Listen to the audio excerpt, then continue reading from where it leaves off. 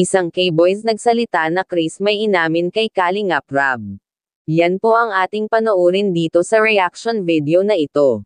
Bago ang lahat, isang mapagpalang araw mga Kalingap, maraming salamat po sa inyong patuloy na pagsuporta sa amin, lalo na po sa mga hindi nag-skip ng ads. Kasi malaking tulong na po yan sa lahat ng mga tinutulungan natin, kagaya na lang po sa mga walang sponsor na kailangan natin pabahayan.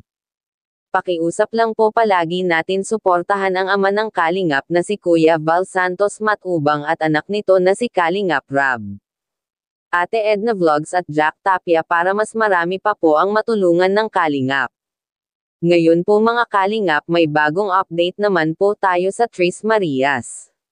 Pakiusap lang po kung maaari patapusin muna ang vlog na ito para malaman kung ano ang nilalaman nito bago po tayo magkomento mga Kalingap.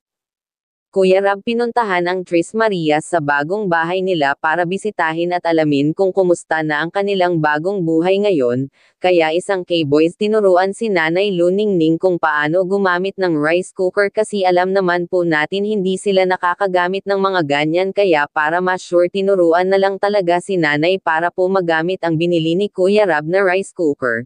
Narito po ang maikling video, panoorin po natin mga Kalingap. Allowance ng mga bata. Bigyan natin ng allowance ng mga bata, mga Kalingap, kasi masisipag silang mag-aral. Lalo na si Chris. Balita ko si Chris, masipag ba mag-aral, ha? Chris, baka naman may crush ka lang doon, kaya ka masipag mag-aral. Wala? Wala pa? Wala pa? Baka may crush ka doon. Wala naman? Ay, meron. Ay! Tumawa. May crush na ito. Naku, bawal pa yan. Bata pa. Pwede, crush lang, ano. Ito po na yun. Baon po ng mga bata po. Ayan. Thank you po, Kuya Rab. Laki ng baon, ano? Laki ng baon. Kanina, 5 piso. Kaya nga, elementary pa lang naman sila yun. Pero sikapin nyo, Bea, na makapagtapos ng high school, lalong-lalo ng college. Ano? Kasi yan yung talagang magpapabago sa buhay ninyo. Kami nakatulong lang sa inyo, panimula lang ito, makabangon. Pero yung pag-aaral talaga yung magpapatuloy ng pagbabago ng buhay niyo. Ano to, ano? Yan. Paano po kayo pagkakanan ng bigas po? Sa kamay, sukat. O ganito. Kung ilan yung bigas, ganito lang yung tubig. Ano po? Pag nakasalang na yan, nalagyan nyo na pong tubig. Ito po, tatakip yan syempre. Tapos, ito po. Iyan mo lang, bababa mo lang ano, para magluto. Tapos pag na, ano na yan, ay pagluto na, nataas na lang po yan. Automatic na.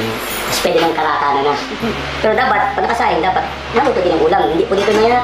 Dito kayo sa ano. Dito, marunong na po kayo dito. Yan. Alright, ito sinasaksak ito na yan. Baka maluga pag yung sinaksak. Yan, okay. Pero binababa na yung ano. Baka kunyari, nakasaksak na ano. Binasaan na. Tapos ano na ito. Yan, alright. Nice. Thank you.